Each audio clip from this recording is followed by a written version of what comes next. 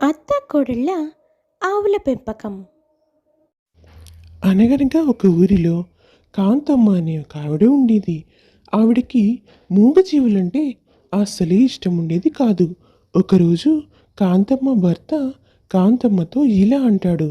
ఏంటే కాంతం, పక్కింట్లో వాళ్ళ గేదె మన ఇంటికి వచ్చిందని దాన్ని సావగొట్టావంట. వాడు పొద్దున్న మీద తగాదకొచ్చాడే. అయినా నీకెందుకే మూగజీవులంటే అంత ఇష్టం లేదు? ఇలా ఎవరన్నా చేస్తారా చెప్పు? అంత బాధ గలవాడు వాళ్ళ ఆవుని వాళ్ళ ఇంట్లోనే గట్టేసుకోవాలయ్యా. నా కొంప మీద వదలడం ఎందుకు? అదొచ్చి నా పూల మొక్కలన్నీ నాశనం చేసింది. అందుకే కోపం వచ్చి కొట్టాను. అందులో తప్పు ఏముందంట? నీతో మాట్లాడి గెలవలేమని తెలిసి కూడా నీతో మాట్లాడుతున్నాను చూడే, అదే నేను చేసే పెద్ద తప్పు. అన్నీ తెలిసి కూడా మరెందుకయ్యా నన్ను పదే పదే మాట్లాడిస్తావు? నీకు పొలానికి టైం అవ్వట్లేదా ఏంది? అవునులే, నీ గొడవ నాకెప్పుడు ఉండేదేగా. వెళ్ళి టిఫిన్ పెట్టుకొనిరా. ఈరోజు నీళ్ళు వస్తున్నాయి, పొలానికి నీళ్లు పెట్టాలా. ఇంతలో కాంతమ్మకి ఒక్కగానొక్క కొడుకైన రమేష్ అక్కడికి వస్తాడు. ఏంటి అమ్మా నాన్న చాలా సంతోషంగా ఏదో విషయం గురించి మాట్లాడుకుంటున్నట్టున్నారు? ఆ, నా మొహానికి అదొక్కటే తక్కువయ్యా. మీ నాన్న ఎప్పుడైనా సరే నాతో నవ్వుతూ మాట్లాడా? నీకు తెలుసా, ఎప్పుడూ నా మీద రుసరుసలాడుతూనే ఉంటాడు. నేను ఏం చేసినా మీ నాన్నకు నచ్చదు. అబ్బా, అమ్మ, నేనేదో జోక్గా అన్నాను లేవే. నాకు పొలానికి వెళ్ళే టైం అవుతుంది, కాల వస్తుందని చెప్పారు. త్వరగా నాన్నకి నాకు టిఫిన్ పెట్టావంటే మేమిద్దరం కలిసి పొలానికి వెళ్తామే. అవునరా రమేష్, నాకు ఒక విషయం అర్థం కావడం లేదు. నువ్వు పట్టణంలో అంత చదువు చదివి ఇలా పల్లెటూరు వచ్చి వ్యవసాయం చేయడానికి నీకు సిగ్గుగా లేదు? హాయిగా పట్టణంలో ఏసీ రూముల్లో పని చేసుకొని కూర్చొని అమ్మ నన్ను బాగా చూసుకుందామని లేదు. ఎర్రటెండలో ఇలా పొలంలో కష్టపడుతున్నావే, నిన్ను అసలు ఏం చెయ్యాలరా? అసలు నీ చదువుకు తగ్గ పనేనా నువ్వు చేస్తుంది? ఓసే కాంతం, వాడు చదివింది పొలాలు పండించే చదివేనే, అగ్రికల్చర్ చదివాడు. అందుకే వాడిక్కడ వాడి పని వాడే చేసుకుంటున్నాడు. వాడికున్న బుద్ధి కూడా నీకు లేకపోయే. కొడుకుని ఎంత మాట పడితే అంత మాట అంటున్నావు. పో, వెళ్ళి టిఫిన్ తీసుకురా పో. అవునమ్మా, నేను చదివింది పొలాలు, పంటలు, ఎరువులు వేయకుండా న్యాచురల్గా ఎలా పండించాలా అని నేర్చుకునే చదివేనమ్మా. ఈయనతోటి చదువుకి పట్టణంలో చదువుకొని లక్షల లక్షల ఫీజు కట్టి చదువుకోవాలా? పొలం ఎలా పండించాలని పక్క రైతులను చూస్తే తెలిసిపోద్ది కదరా. మీరు ఏం చేస్తున్నారో మీకే అర్థం కావడం లేదు. పైగా మాట్లాడిన నన్నేమో పిచ్చిదాన్ని అంటారు. ఇవన్నీ తెలిస్తే నువ్వెట్టా ఎందుకుంటావులే. పల్లెటూరు అంటే ఇష్టం ఉండదు, జంతువులు మూగజీవులు అంటే ఇష్టం ఉండదు. ఎప్పుడు డబ్బున్న దానిలాగా తిరగాలని కోరుకుంటా ఉంటావు. సమాజాన్ని బట్టి మనం మారుతూ ఉండాలండి. మీరెప్పుడు అప్డేట్ అవుతారో ఏమో. అలాగేలేమ్మా, నువ్వు వెళ్ళి టిఫిన్ పట్టుకురావే. టిఫిన్ అడిగి అడిగి నాకు నీరసం వచ్చేలా ఉందే తల్లి. నాన్న, అసలు నాకు ఒక విషయం చెప్పు. అమ్మకి పల్లెటూరన్నా, పల్లెటూరి అమ్మాయిలన్నా, ఈ మూగజీవాలన్నా ఎందుకు నచ్చదు నాన్న? అమ్మ ఎందుకు అలా ఉంటుంది? అదా, వాళ్ళ తమ్ముడు ఒకడు ఉండేవాడురా. వాడు పెళ్లి చేసుకుని ఇల్లరికం వెళ్ళాడు. ఆడు పల్లెటూరులో ఇట్లానే పాడి పంటలు పనులు చేసుకుంటా ఉండేవాడు.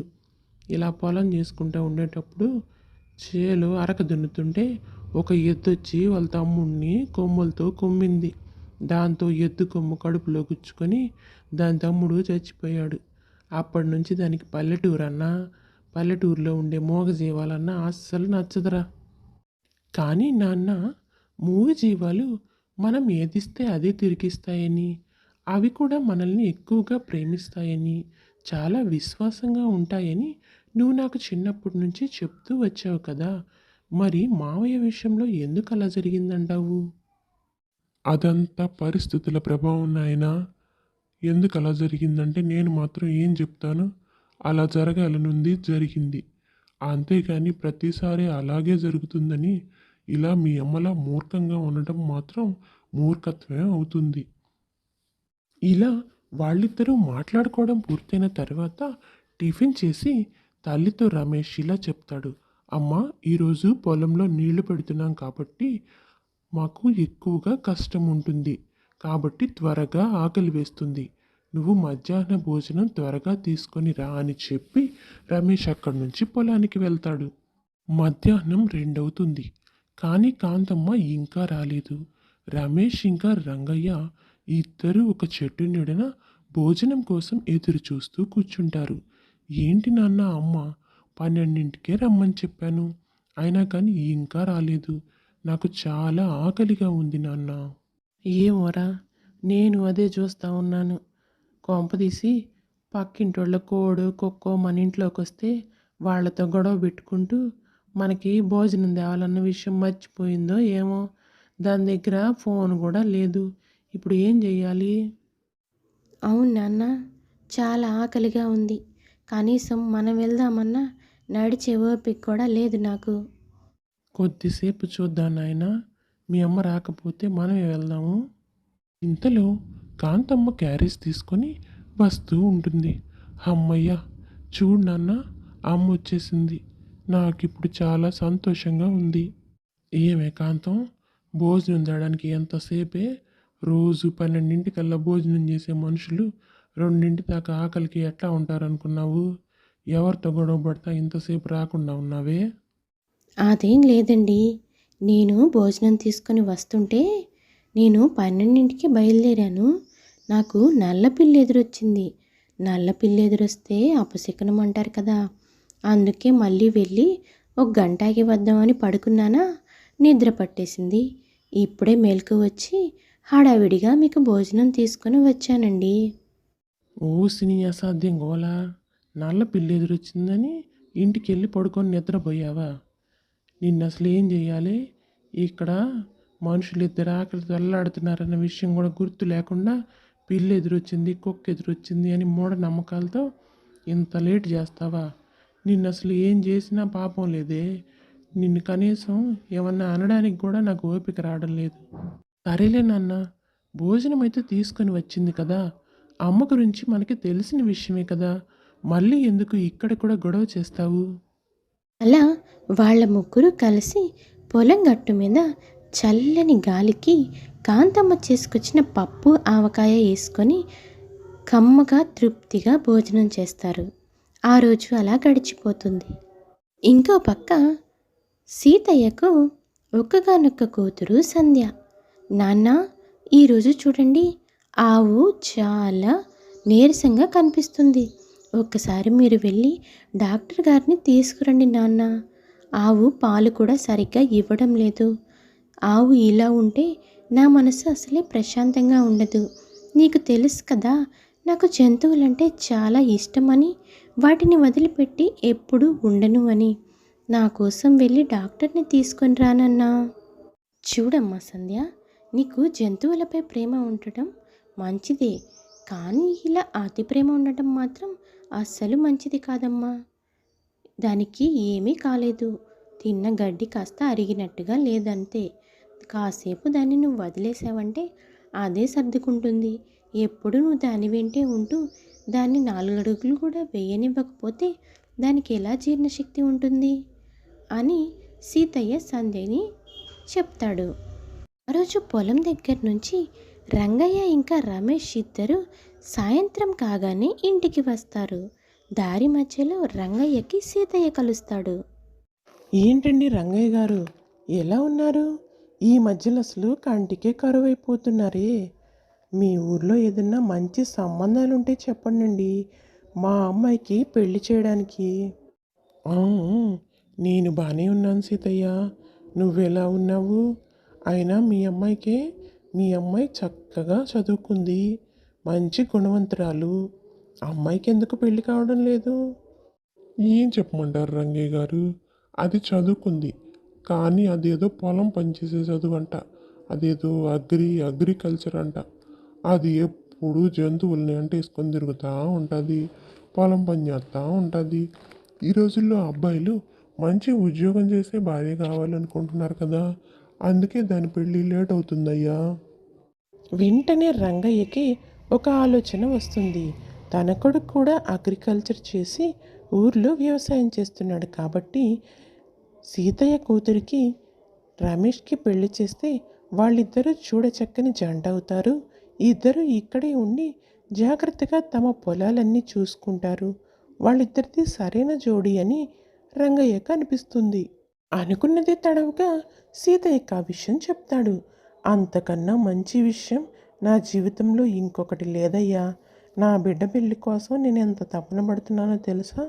నీలాంటి వ్యక్తి వచ్చి నా కూతుర్ని మీ ఇంటి కోడలిగా చేసుకుంటాను అంటే నేను కాదంటానా? అలాగే సీతయ్య, ముహూర్తాలు పెట్టుకొని వచ్చి చెప్తాను. వెళ్ళి రంగయ్య అదే విషయాన్ని భార్యతో చెప్తాడు. చాలా మంచి సంబంధమని, అమ్మాయికి మూగజీవులంటే చాలా ఇష్టమని, ఇంటి పని వంట పని అన్నీ చక్కగా చేస్తుంది అని కాంతమ్మ మాత్రం ససేమిరా అంటుంది. ఇంత చదువుకొని ఇంత ఆస్తి ఉండి ఇంత అందంగా ఉన్న నా కొడుక్కి పల్లెటూరులో పొలం పనులు చేసుకునే అమ్మాయితో పెళ్ళా? నేను చచ్చిన ఈ పెళ్ళికి ఒప్పుకోను. వాడిని బాగా డబ్బున్న కుటుంబంలో మంచి అందగత్తె మోడ్రన్గా ఉంటూ జాబ్ చేసే అమ్మాయితోనే పెళ్లి చేస్తాను. అలాంటి అమ్మాయి దొరకకపోతే ఏం చేస్తావే? వాడి పెళ్ళి అవ్వకుండా అంతే ఉండాలంటావా?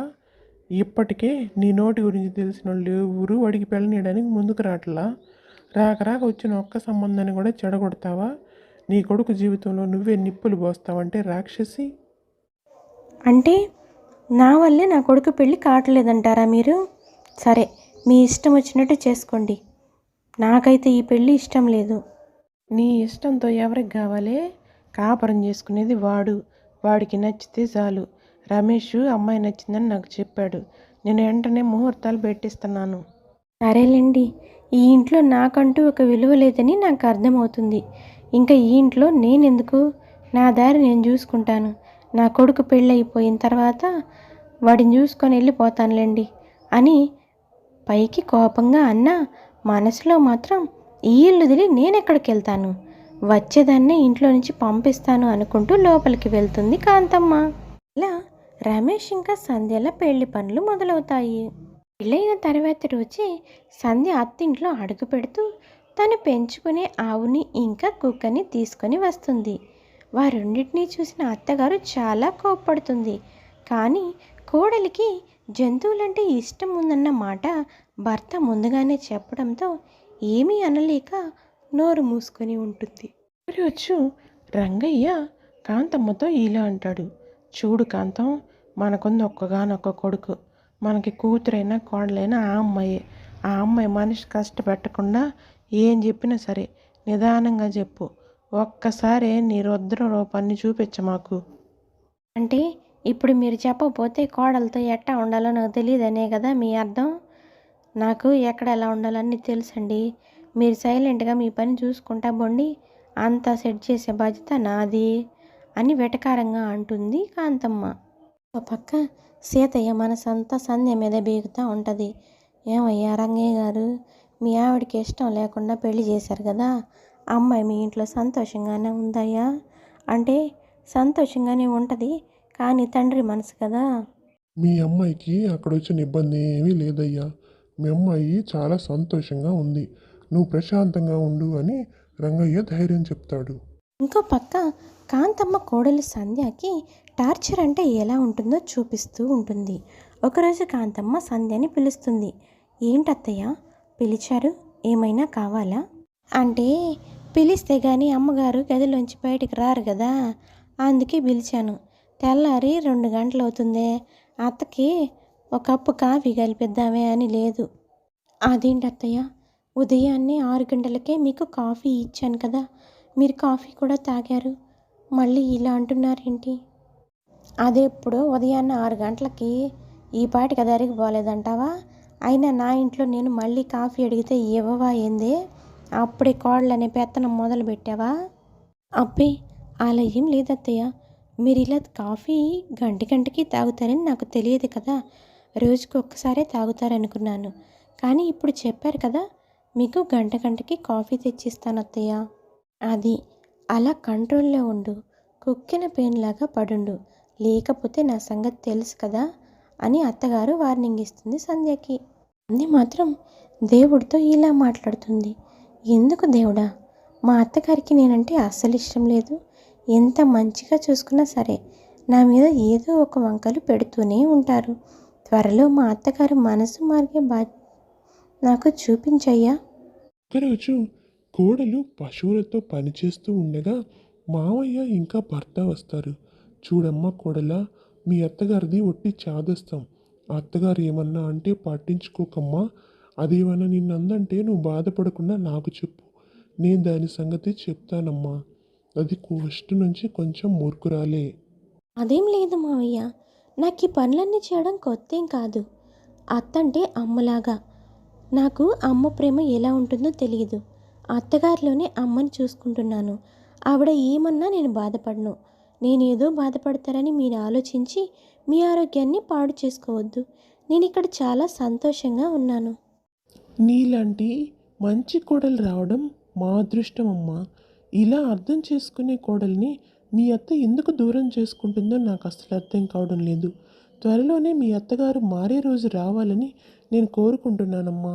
అసలు కాంతమ్మ కూతురైన మృదుల ఇంటికి ఏడుస్తూ వస్తుంది. అమ్మ, మీ అల్లుడు గారు నన్ను ఇంట్లోంచి గెంటేశారే. పని పాట ఏమీ చేతగాని నిన్ను నేనింక భరించలేను. వెళ్ళి మీ అమ్మ దగ్గరే ఉండు అని నన్ను కొట్టి మరీ పంపించేశారమ్మా. అయినా పని పాట లేకుండా మీ అమ్మ నిన్ను ఎలా పెంచింది అని నిన్ను కూడా నోటికొచ్చినట్టు తిట్టాడమ్మా. అందుకే అక్కడి నుంచి నేను వచ్చేసాను. కానీ నాకు మా ఆయనంటే చాలా ఇష్టమమ్మా. ఎంత పొగరేవాడికి నా కూతుర్ని కొడతాడా? వాడి సంగతి చెబుతాను. ఈరోజు నా చేతుల్లో అయిపోయాడు వాడు. అమ్మా, ఆయన్ని మనకమ్మా. ఆయనంటే నాకు చాలా ఇష్టం. ఈ ఒక్క పని విషయంలో తప్పించి ఆయన నన్ను చాలా బాగా చూసుకుంటారమ్మా. అయినా తప్పంతా నీదేనమ్మా. చిన్నప్పటి నుంచి నాకు ఒక్క పని కూడా చెప్పించకుండా జాబ్ చేయాలి, ఉద్యోగం చేయాలని నేర్పించావు. ఈరోజు నాకు ఈ పనులు చేయడం అన్నీ ఇంత కష్టంగా అవడానికి కారణం నువ్వేనమ్మా. ఏం మాట్లాడుతున్నావే నువ్వు? ఒక్కగానొక్క కూతురువని నిన్ను గారాబంగా పెంచుకుంటే నువ్విట్ట చేస్తావా? వాడేమో ఇష్టం వచ్చిన అమ్మాయిని పెళ్లి చేసుకున్నాడు. నువ్వేమో నీ కాపురం పాడవడానికి నేనే కారణం అంటున్నావు. అందరూ కలిసి నన్ను అనండే. అమ్మాయి అందని కాదు కానీ కాంతం, ఆ అమ్మాయి చెప్పిన మాటల్లో ఒక్క మాట కూడా అబద్ధం లేదే. వీళ్ళ జీవితాలు ఎట్ట అవడానికి కారణం నువ్వే. కమ్మగా మంచి కోడలు వస్తే కోడలతో కమ్మగా నచ్చిన వంట చేయించుకొని తినకుండా దాన్ని టార్చర్ పెట్టావు. అందుకే చూడు దేవుడు నీ కూతురికి ఎలాంటి గతి పట్టించాడు. అవును నాన్న, నాకేం బుద్ధొచ్చింది. మీరు మీ అల్లుడి గారితో మాట్లాడి నన్ను నా ఇంట్లో దిగబెట్టండి నాన్న. నేను ఆయన లేకపోతే ఉండలేను. మృదుల, నువ్వేం బాధపడకు. 10 అంటే 10 రోజుల్లో ఇంటి పని, వంట పని అన్నీ నీకు పర్ఫెక్ట్గా నేర్పించి నేను నిన్ను మంచిగా తయారు చేస్తాను. అప్పుడు అన్నయ్య తనంతట తానే వచ్చి నిన్ను తీసుకుని వెళ్ళిపోతారు. మామయ్య, మీరు కూడా అత్తయ్యనంటారేంటి? అత్తయ్య నేర్పించకపోయినా సరే మృదుల నేర్చుకోవాలి. ఇందులో మృదుల తప్పు కూడా ఉంది. కుటుంబం అన్న తర్వాత ఇలాంటి చిన్న చిన్న తగాదులు కామన్గానే ఉంటాయి. అయినా ఎవరు పుట్టుకతో అన్ని పనులు నేర్చుకొని రారు కదా మావయ్య. చూడవే, నువ్వెంత టార్చర్ పెట్టినా నీ గోడలో ఈరోజు నీ వైపే మాట్లాడుతుంది. మా అత్తగారిని ఏమీ అనొద్దని చెప్తుంది. ఇక నుంచైనా మారు. నీ కూతురు పని పట్ట రాకపోతే చూసావా ఎలా బాధపడాల్సి వచ్చిందో. నీకు అన్ని పనులు తెలిసిన కోడలు వస్తేనేమో నీకు నచ్చడం లేదు. ఈ రోజుకైనా మారవే. నన్ను క్షమించుకోళ్ళా. నీ మంచి మనసును అర్థం చేసుకోలేక నిన్ను చాలా నరకం చూపించాను. దయచేసి అత్తగారిని క్షమించవే. ఆ రోజు నుంచి అత్త కోడళ్ళు కలిసిమెలిసి జీవిస్తారు. కాంతమ్మ కూడా తనకి మూగజీవులపై ఉన్న భయాన్ని ఇంకా కోపాన్ని తీసివేసుకొని కోడలతో కలిసి పశువుల్ని పెంచడం వగైరా పనులన్నీ చేస్తూ ఉంటుంది. ఇది ఇవాల్టి కథ. ఈ కథ కనుక మీకు నచ్చితే please like, share and subscribe చేసుకోండి.